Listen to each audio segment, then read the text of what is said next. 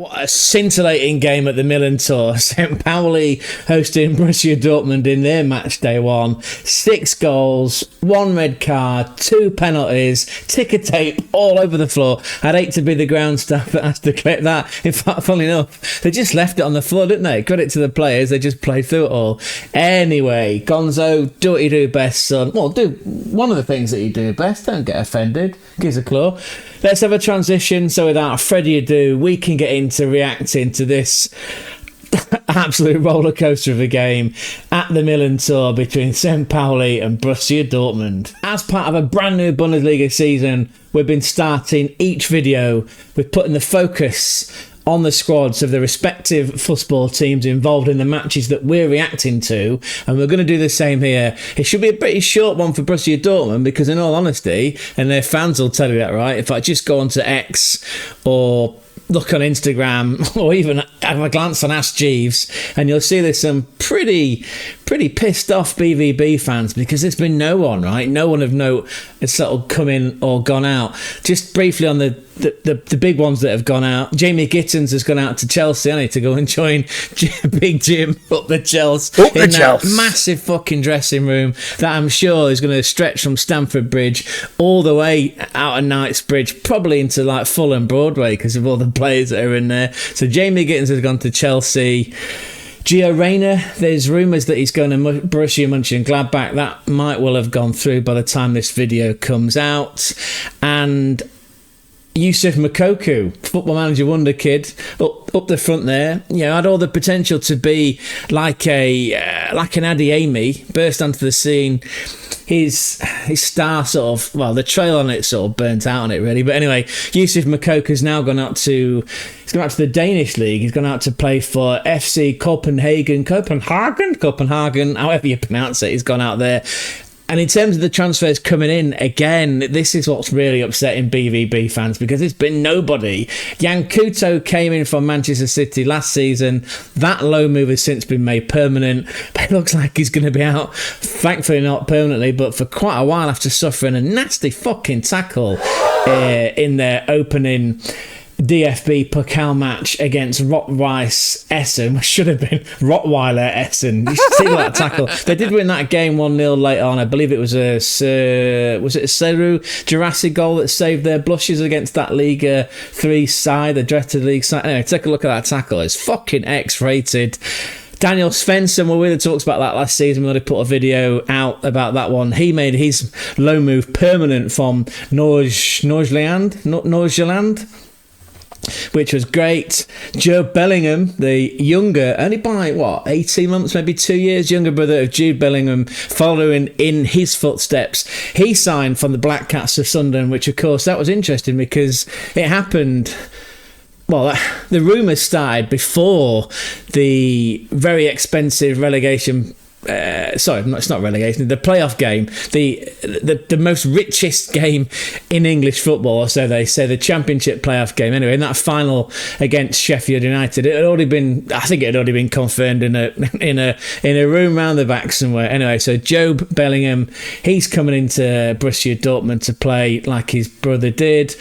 And Carney Chukwuemeka, what's happening there? Is he coming in again from Chelsea? Is he going out? Is he going back there? No one quite knows. Anyway, so that's it. That is literally Borussia Dortmund sort of done. Which, again, if you're a BVB fan, I'm not sure how you're feeling. You could let me know though, couldn't you? Because there's a comment section down there with your name written all over it. As for Dortmund's opponent, St. Pauli, well, they're actually playing in a local derby in match day 2, I believe. It's not at the Millantor, it's at Hamburg, HSV, Hamburger Sportsverein Stadium, because of course Hamburg are now back in the Bundesliga after a 7 years hiatus, so that'll be exciting. What's that capacity ground? It's 57,000, so that should be exciting. Anyway, in terms of significant transfers out, Carlo Buchhalter, we talked about him a lot last season. That defender, he was out of contract, so he disappeared. Johannes Eggestein, the striker, he's gone to join Austria Vienna. Got that scarf behind us. Austria Vienna in the Bundesliga. but it's in Austria, the Austrian Bundesliga.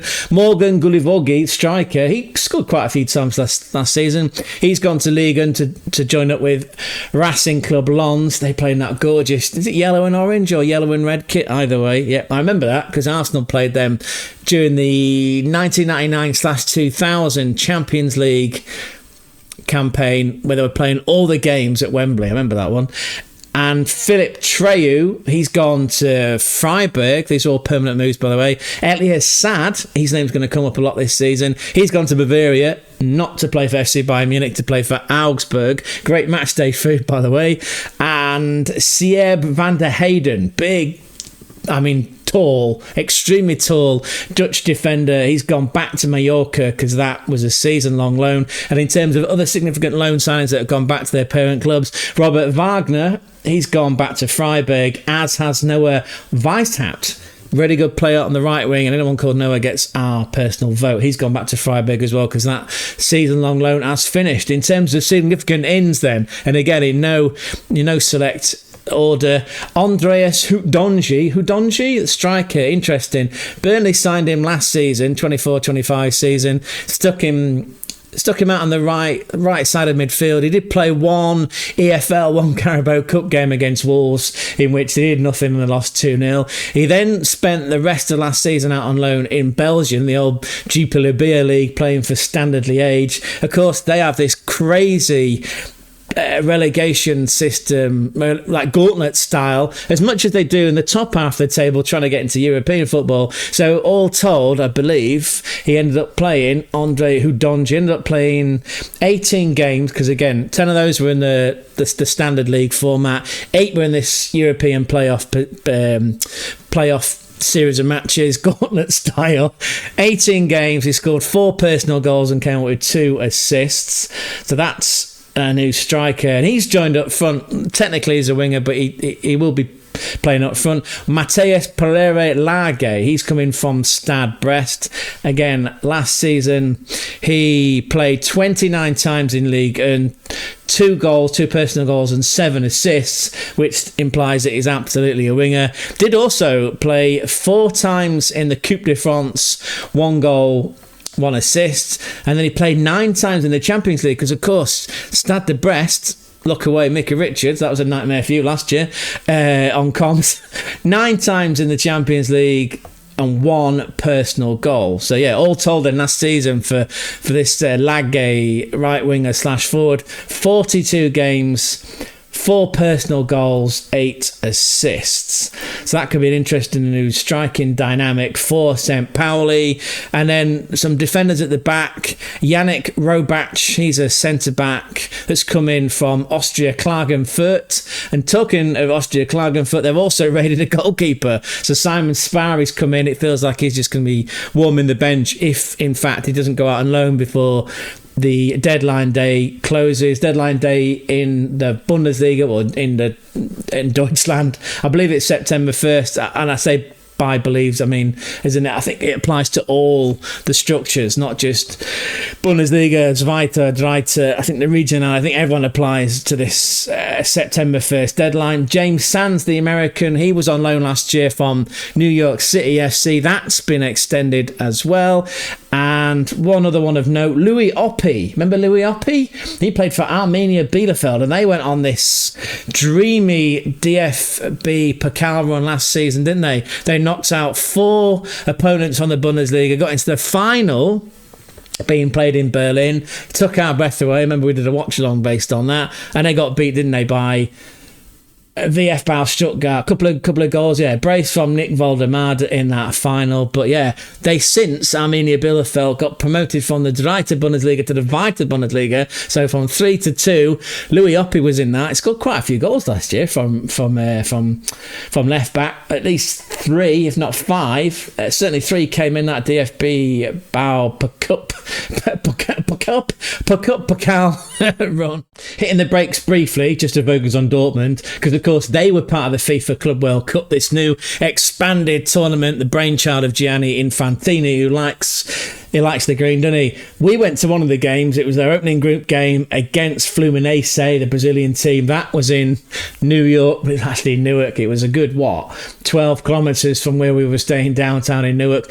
Couple of bus rides, but we did get to meet some lovely Tunisians that were Dortmund fans who did know about Baloumi, the right winger for the Tigers, the whole city. Anyway, that game ended up being, I'd say, a rather fascinating 0-0 draw, because it was a clash of cultures, both in the stands in terms of the chants and the supporters, and also clash of styles on the pitch. In terms of Fluminense, they were at it from kickoff, in terms of like swarming the Dortmund players with a high adrenaline, high press. Electric football, liquid football, as Alan Partridge would say. Ended up being 0-0, but we did get to see 12, 14 minutes worth of Jude Bellingham, who made that transfer from Sunderland, from the Black Cats. Anyway, their run in the FIFA Club World Cup, by them I mean Dortmund, got as far as the quarter-finals, where they got halted by Real Madrid. Now the scoreline's pretty flattering. It was 3-2. Actually, Dortmund scored twice in injury time. So I think they scored 92nd, 94th minute, and nearly, very, very nearly, I recall it was Sabitzer had an opportunity that went over the crossbar that could have tied that game and taken it to extra time and then potentially into penalties. But anyway, it wasn't. It ended in the quarter-final stage. They've since played a couple of friendly matches. Dortmund smashed Sportfreund Siegen, which sounds like a Regionalliga team, 8-1, so everyone got a run out and got in on the goals there. Then they played Lille, French team from Ligue 1. That was at home at the Westfalen Stadion in front of the yellow and black wall. That was a 3-2 home win. And then they also, around about the same time period in August, got beat at home 2-1 by Juventus in a game where they were 2-0 down. And of course, they've since played in the DFB Pokal against Rottweiler Essen and won 1-0, but they did suffer, they did, I suppose, collectively, but yeah, Jan Kuta suffered a fucking X-rated tackle. He's going to be out a while. Spoiler! And that brings us up to date. 6 goals in this game. I'll put it on screen so we can all join in. So it took just over the half-hour mark for either side to register a goal. It was Serge Girassi who scored, getting off the mark. It was a beautiful header. It was a clip ball into the box from the left channel by the Austrian midfielder Marcel Sabitzer. Girassi rose high and Girassi scored for 1-0. Then there was another break. It was very electric because, of course, it involved Karim Adeyemi. Eric Schmidt, the skipper, the Swedish skipper of St. Pauli, hacked Adeyemi down. He was only given us a yellow card, even though technically he was the last man. Sergio Girassi stepped up, but his penalty saved by Nikolai Vasil, the Bosnian Herzegovinian goalkeeper. Did really well last year because, of course, St. Pauli, an intriguing team, don't score a lot of goals, but were pretty miserly. In fact, they considered the second lowest number of goals last season. So after FC Bayern Munich, which off the top of my dome was something like, I believe they conceded 31, 32 goals.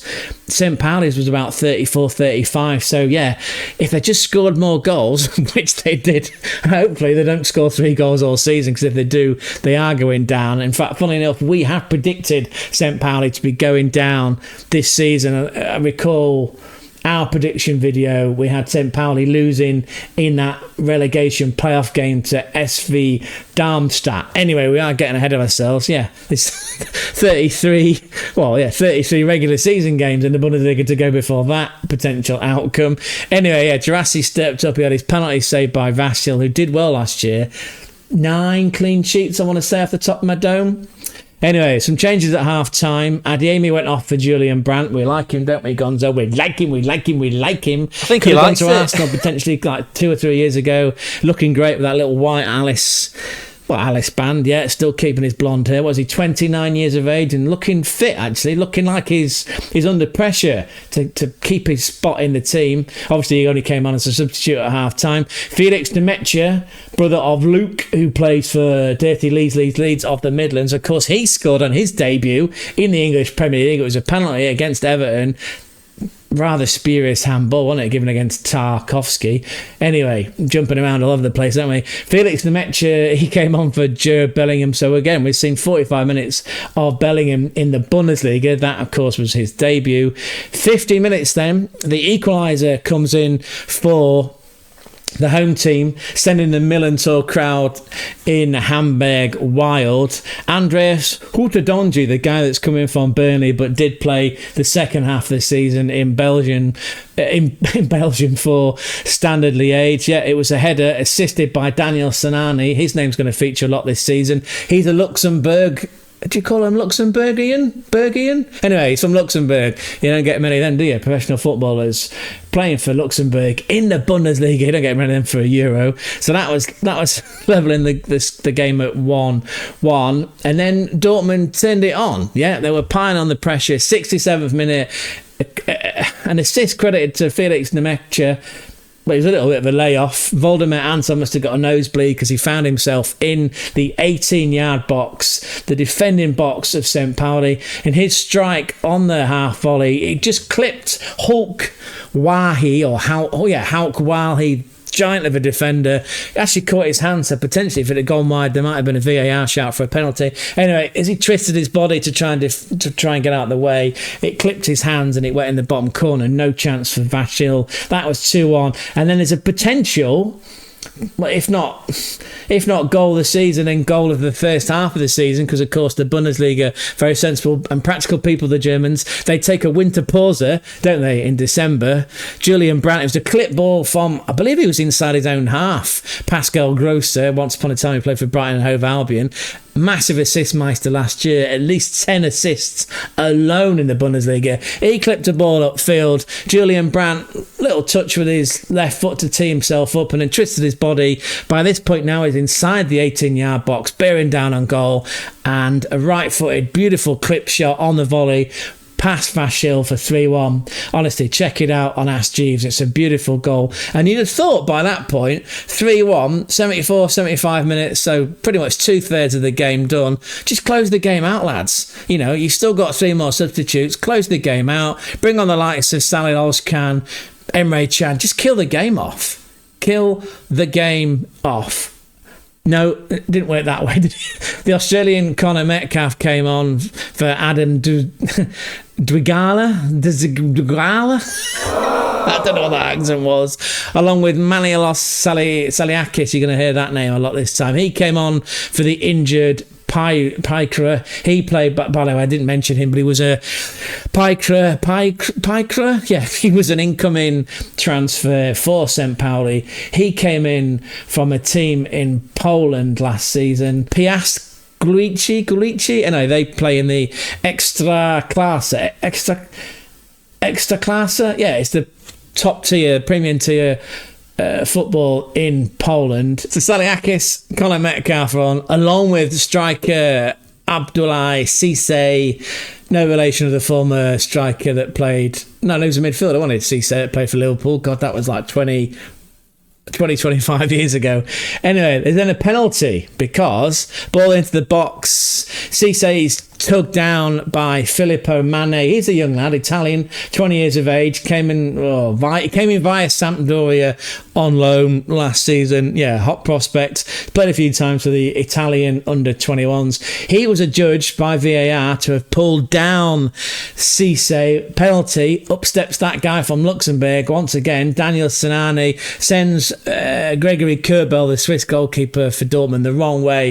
It's 3-2. That's 86 minutes, and you're thinking, right, now Pascal Gross, the DM, the assist meister, goes off. On comes Salih Ozcan.